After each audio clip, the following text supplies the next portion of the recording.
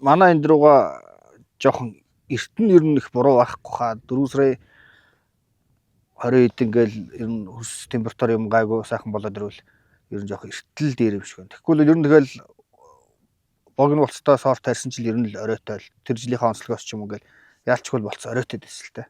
Тэгэл жил болгон л өөр юм турших маягаар л үдэж штэ. Тэгэл хамгийн богино болцтой дархан 160 тарьж үдсэн. Дархан 131 162-ыг нэг жил хамт өөр талбай тарьж үдсэн. Тэгэл бас хамгийн богино болцтой сортууд хэрнээл жоох оройхон болж исэн. Нөгөө богино болцтой бол дархан гарц жоохон багасаад байгаа шиг л штэ. Тий. Манай эндрийнхээ бол одоо дархан сэлэнгтэй харьцуулбал гарц малцсан нь бол одоо бүр хол зөрүүтэй байна штэ. Тэгэл айгүй баг гарцтай. Ерөөдөө бас хөрсний юмнууд бас их нөлөөлж байгаа хоо. Технологи зүгээр яг ямар технологи мөрдөөд явж байна тарилтаа.